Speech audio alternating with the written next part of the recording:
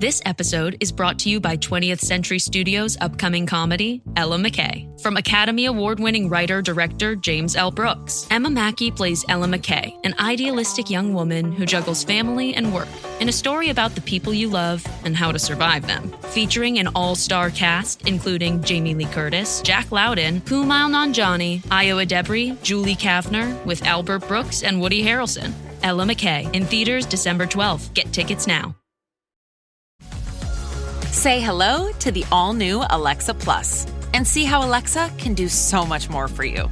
Need tickets to see your favorite artist? Craving your comfort restaurant? Just sit back, relax, and talk naturally.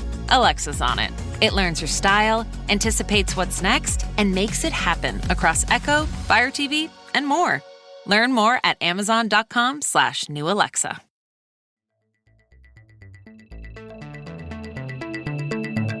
Hello, True Spies listeners.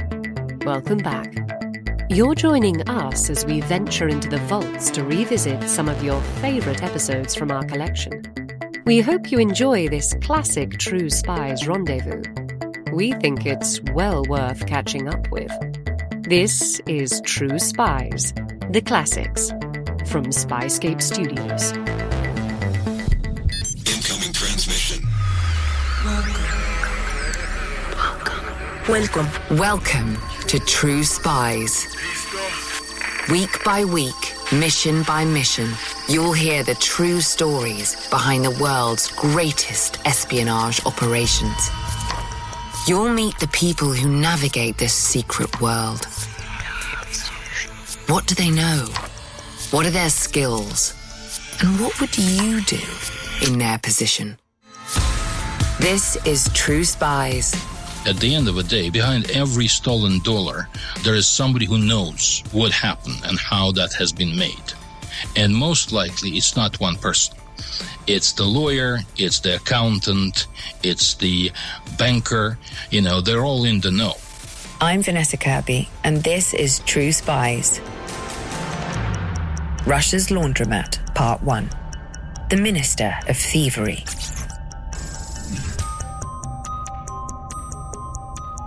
Let's game out a hypothetical scenario. One that you're unlikely to find yourself in, being, I'm sure, a person of robust moral character. But just for a moment, suppose you find yourself holding several $1 million worth of stolen money, or several billion, and you need to find a place to put it. Where do you turn? How do you keep it a secret? And who can you ask for help? After all, who would want to help a criminal? You don't want to be dealing with Al Capones of the world. Nobody manages dirty money with spare change. Money laundering is big business, and the more of it you have to hide, the more it takes to cover up. A paper trail, if you leave one, should be convoluted and opaque, making it impossible for authorities, investigators, journalists to follow the money. And if you're in the public eye, or if you have famous friends, you'll need more layers of protection from scrutiny. But if this is somebody who hasn't been as notorious as Al Capone, if it's some sort of a regional governor out of Russia whom nobody has heard of, then why not? Why not take his money and help him set up an offshore company and buy a chateau in the south of France? Russian corruption has become as much a cliché as German efficiency or American individualism. But it's a cliché that masks a larger problem, one that lets the rest of the world off the hook. Behind every kleptocrat, there is a lawyer, a banker, and normally another good little army of people who know exactly where the money is coming from. And no one becomes a kleptocrat in a vacuum. In this 3-part True Spies series, you'll meet 3 intelligence gatherers who root out financial crime, tax dodgery, and other kinds of dirty money manipulation. We'll show you how that money is used to purchase lavish real estate. How easy it is to bring corrupt money into the UK via offshore companies. How it's used to buy secrecy. What Panama Papers showed that Raldugin in the same time had another life that was obscured from public eye. And in our final episode, how it's used to finance one of the world's most powerful and repressive regimes. He had made a huge fortune for himself, but he had also partnered with Russia, with Putin, who by this stage it was clear was no friend of democracy. Dirty money has been flowing westward from Russia for decades, to places like France, Monaco, Switzerland, the United Kingdom, and the United States. Those of us who live in those places have had every reason to be aware of and fix the problem. So why haven't more people opened their eyes to it?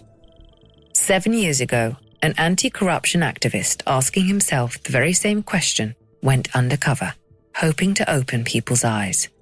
He was working in London, but it could just as well have been Paris or Washington or Geneva or Monaco, anywhere in one of the wealthy, democratic countries now known to be working as Russia's laundromat. My name is Roman Borisovich, and I am a financier by profession and anti-corruption activist. Born in Moscow to a Ukrainian family, Roman Borisovich left Russia just after the Soviet Union collapsed and received an education at a prestigious American university, then moved to London in 1997. But as a financier, he worked with clients all over the world. Just before the financial crisis of 2008, I switched from banking to insurance and went to work for my then client, the largest Eastern European insurance company. And that meant that I was spending lots of time in Moscow, where the company was headquartered. And that company, Rosgostrach, it's a household name because there was no other insurance company. And it still is the third largest retail network in the country. As a brand new board member, Roman was alarmed with what he learned about how that money was being managed. That's my first sort of encounter with corruption was in a board meeting, my first board meeting, when I realized that we're losing 30% of our gross revenue to corruption. Something that would make you freak out as a financial director. Nearly a third of the company's massive revenue was getting pocketed, like bread rolls at a hotel breakfast. My colleagues were actually quite encouraging. They were saying that our competitors, state-run insurance companies, were losing 70 to 80%, and we were quite stable at 30. That was my shocking dive into the realities of Russia, where I realized that the system that Putin has built is entirely based. It's totally founded on corruption. You know, obviously there's grand corruption in terms of Kremlin and the cabinet and regional governors and their ministers, but also it goes through everyday life, and it's from street level all the way to the Kremlin. But that was the soup Roman was living in. My shock of finding that the level of corruption in Russia was going on for a while until I came across this brilliant lawyer, anti-corruption activist called Alexei Navalny. At that time, he was a blogger. He was rapidly gaining popularity, and he was doing what I would describe as a classic capitalist share activism. He would buy a share of Gazprom and show up at the AGM. That's the annual general meeting. And say, look, this pipeline is reportedly cost you $4.5 billion. According to the expert estimates that I got, it should be $1.5 billion. Why is that you are paying so much for it? As a shareholder, can I see your records, please? And also his anti-corruption activities in exposing the wealth, the hidden offshore, unreported wealth of government bureaucrats was making him really, really popular to the extent that, certain hearings were criminal cases were open. Certain people were asked to resign or resign themselves. And I thought that was brilliant. Roman was impressed by Navalny, and he wanted to help. We started a conversation on the net, which then translated into a physical relationship and physical meeting and contacts. And I became one of his sponsors because I admired the fact that he was standing to the corruption and inventing really modern and powerful, effective techniques of monitoring and fighting it, like, he was doing with the government tenders and whatnot. So I was very honored when he asked me to be his advisor and him to be one of the founding fathers of his anti-corruption foundation. fighting corruption became a permanent fixture of Roman's work. In 2015, he co-founded the Campaign for Legislation Against Money Laundering in Property by Kleptocrats, or CLAMP-K. Clamp as in clamping corruption, putting a clamp on corruption. And as a resident of London, Roman saw plenty to clamp down on. Countless wealthy Russians with ties to the Kremlin have tucked away their cash in the United Kingdom. Enough of them that the capital city has earned the nickname Londongrad.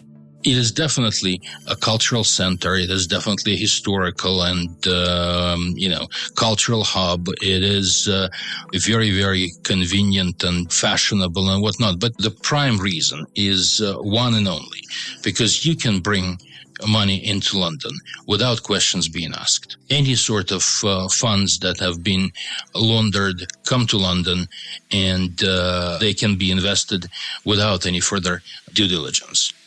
Particularly welcoming, Roman says, is the London real estate market.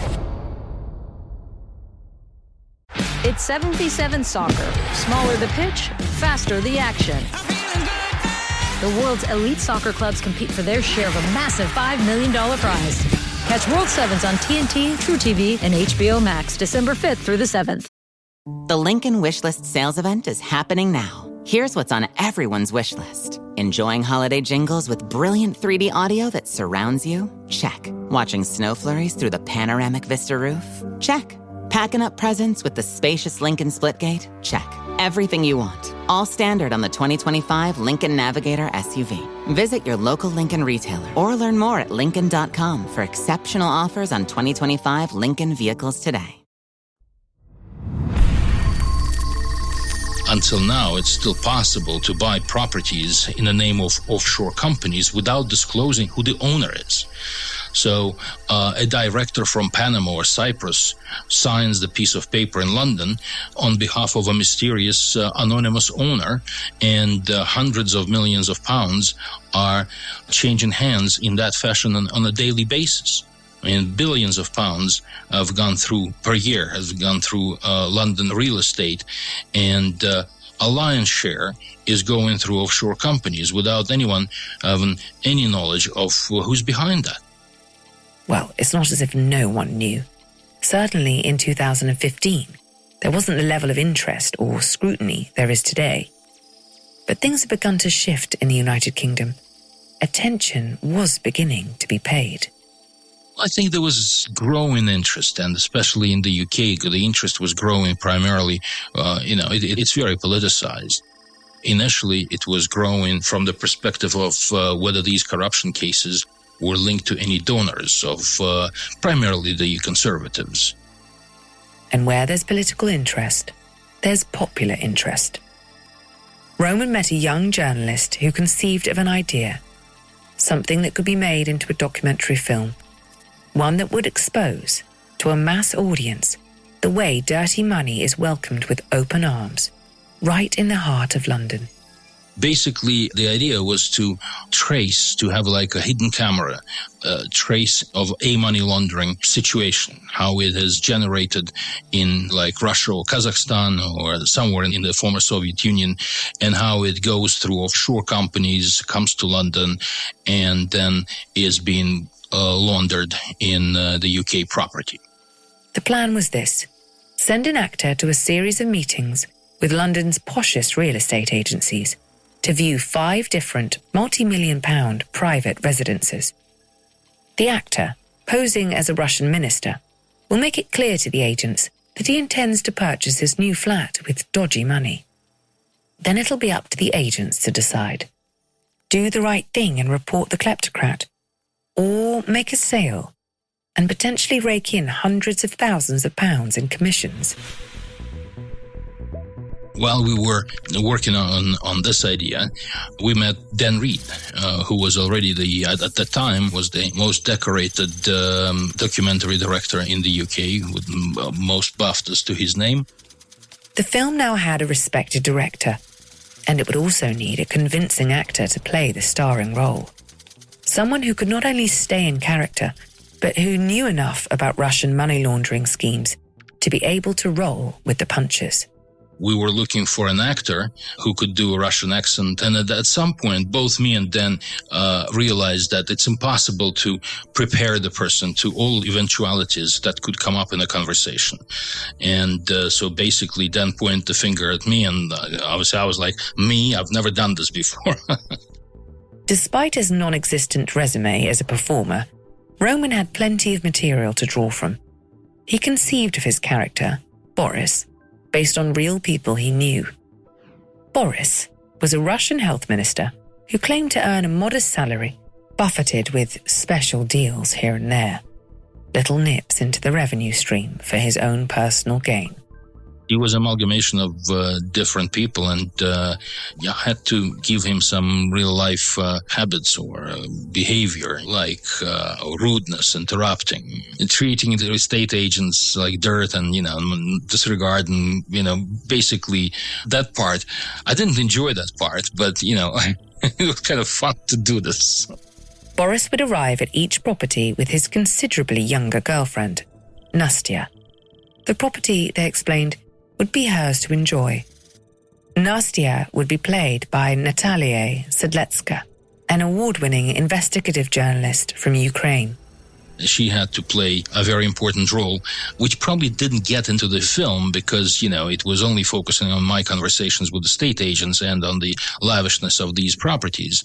But in real life, it was she primarily who had to go around, look into every wardrobe and find out, how things work, to say that, yes, she's happy that she likes this thing, and say, Boris, can I have it, please? With Dan Reed on board as the director, they pitched their proposal to the British Public Broadcasting Network, Channel 4. And it was pretty much mission impossible because, they were convinced that this is going to end up in a courtroom. Of course, no one would actually buy any property. Nothing could be signed, no deals could be made. But the oligarchs and kleptocrats investing heavily in the UK have a penchant for taking people to court for libel. To carry this out without incurring massive legal fees, the network's lawyers would need to ensure that the team proceeded with caution. I actually admired their bravery. The way they approached this, they were ready to go and to defend us in the courtroom. They knew they're going to be sued, and they wanted to have a foolproof argument that, look, there is a clear statement that the money has been stolen. So there is no other ways of interpreting it. Their lawyers agreed that the film could go forward, but only on certain conditions. The conditions were that it has to be on shore, it has to be in London, and basically our character would have to tell everyone in no uncertain terms that the money is stolen. In other words, it would need to be crystal clear to the real estate agents that the final transaction would involve dirty money.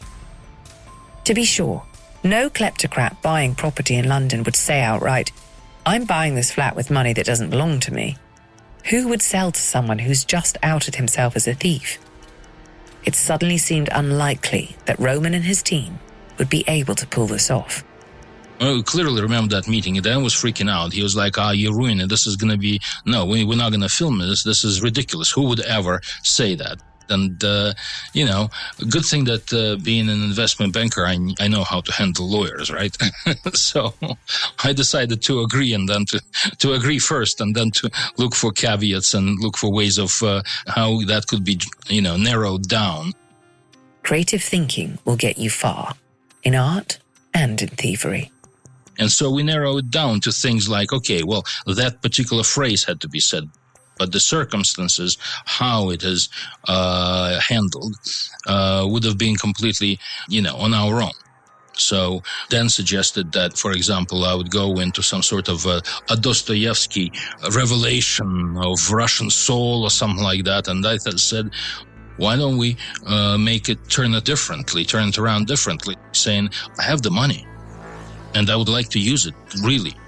But the only small problem is I cannot be seen doing this. It cannot be me because that's the problem. The money has been stolen. Roman Borisovich is about to go undercover to demonstrate how easy it is for a kleptocrat to launder stolen money in the United Kingdom. He has a celebrated director and a solid legal team on his side. But there are a few problems he'll have to contend with. The first, he has to state in no uncertain terms that he'll be purchasing a multi-million-pound London flat with dirty money. That's a tough way to begin a business transaction. The second, he's never even acted before, much less gone undercover. How would he fool the sorts of estate agencies that see the real deal day in and day out? And the third, what if something goes horribly wrong? We were concerned that somebody will be causing problems, like, reporting us to the authorities, to the police. But let's back up a moment. Boris, Roman's character, would be making relatively small investments for a Russian oligarch in London to the tune of 5 to 15 million pounds, roughly $19 million maximum. Some of the properties linked to Russians who have been sanctioned since the Russian war in Ukraine began are valued at over 15 times that amount. Still, Boris couldn't just write a cheque for 15 million pilfered pounds. He'd need to find a way to cover it up. And the estate agents he'd be working with would likely be familiar with the process. My idea was to put it like that, put it as a small problem, saying, look, everything's done. We love it, she loves it, done. Except, how can I do this? In other words, he'd ask them, how can I make sure my purchase will remain a well-guarded secret? If these agencies had worked with other suspicious clients in the past, they'd know just how to reply. The most tried and true formula: outfit yourself with lawyers, bankers and accountants who can be trusted to keep things hush-hush. Then move your money outside of Russia, maybe somewhere with strict privacy laws like the British Virgin Islands or low tax rates like Cyprus.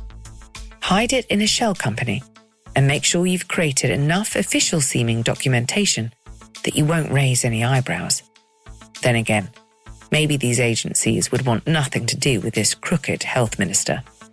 One of them even branded itself with the slogan, "The only way is ethics."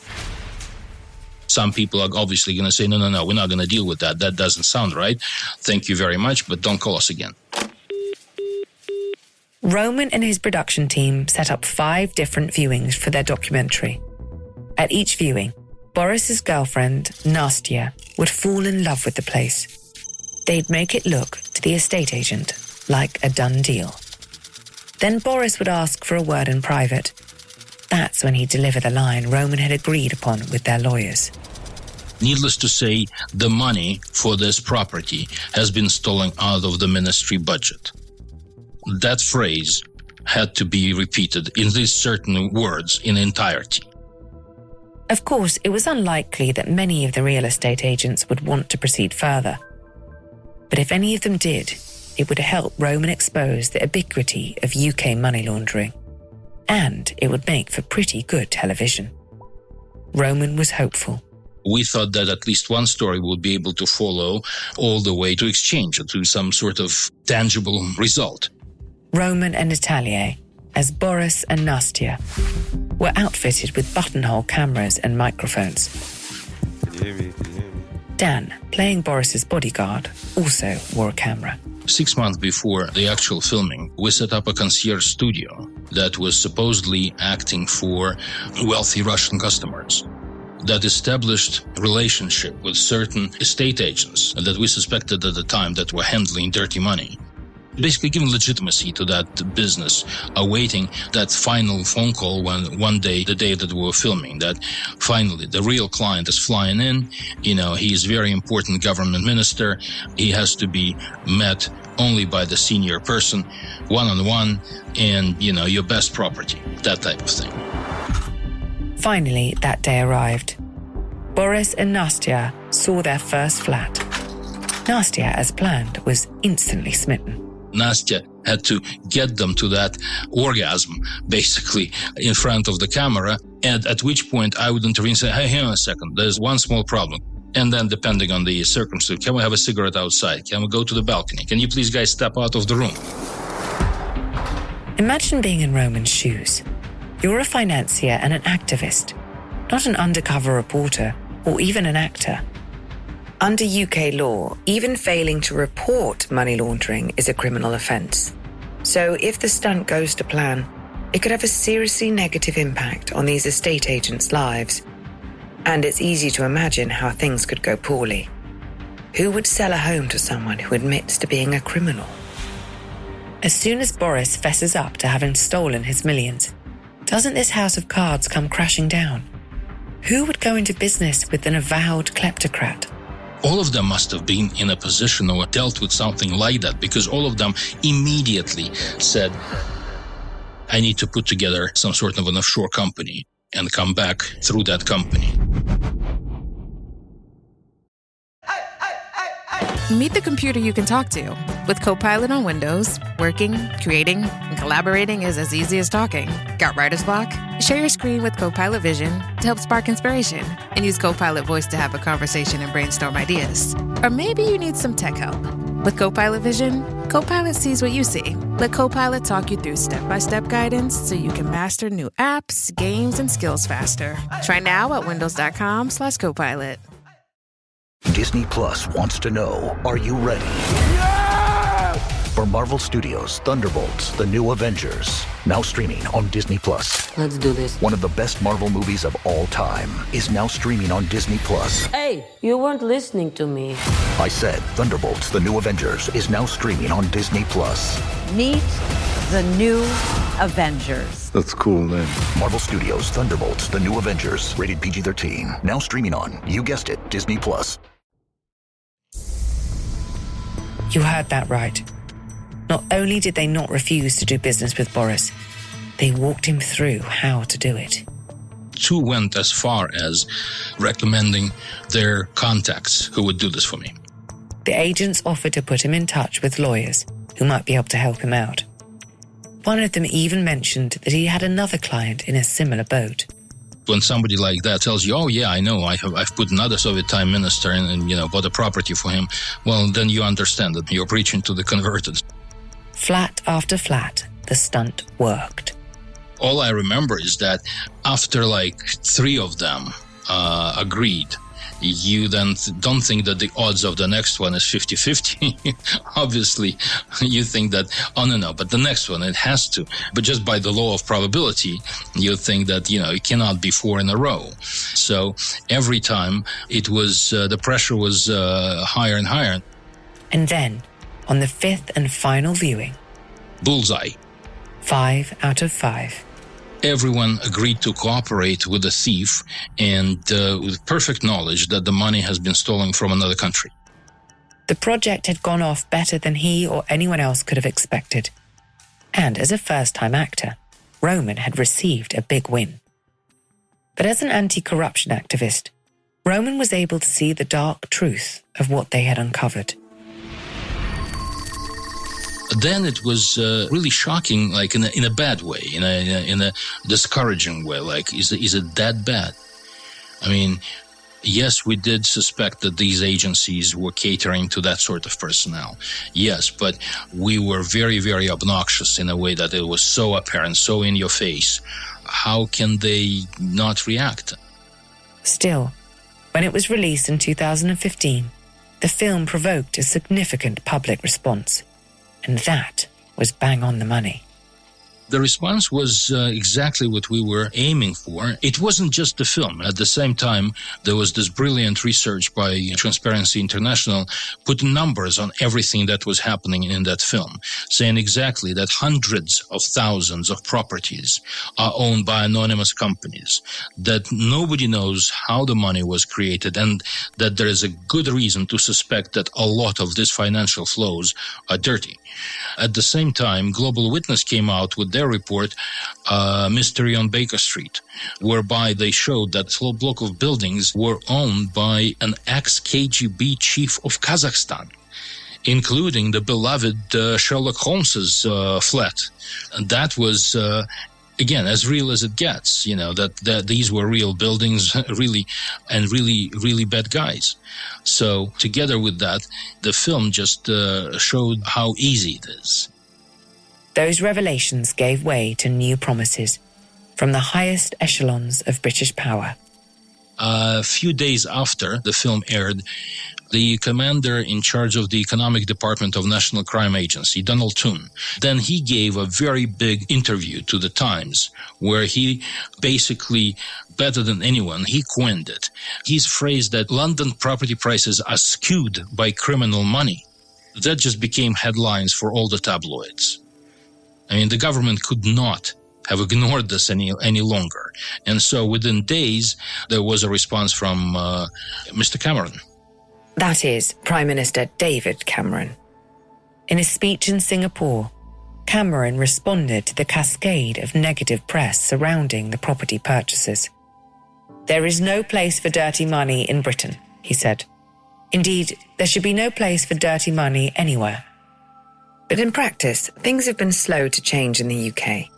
Yes, Parliament has introduced a new economic crime bill, but it's been 7 years since Cameron's speech, and according to Roman, only now are those promises beginning to take shape. Things are changing in the West, but how many years of warning went ignored?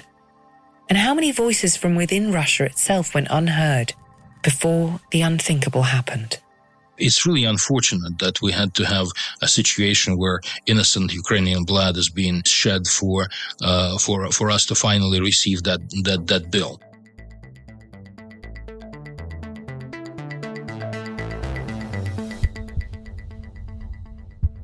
Thank you so much for tuning in to True Spies, the Classics, from Spyscape Studios. Disclaimer. The views expressed in this podcast are those of the subject. These stories are told from their perspective, and their authenticity should be assessed on a case-by-case basis. If you're enjoying this podcast, please click now to give it a 5-star rating or leave a review. Ratings and reviews help people discover the podcast and help us bring you more great stories. And if you have some time, why not forward the podcast to a friend?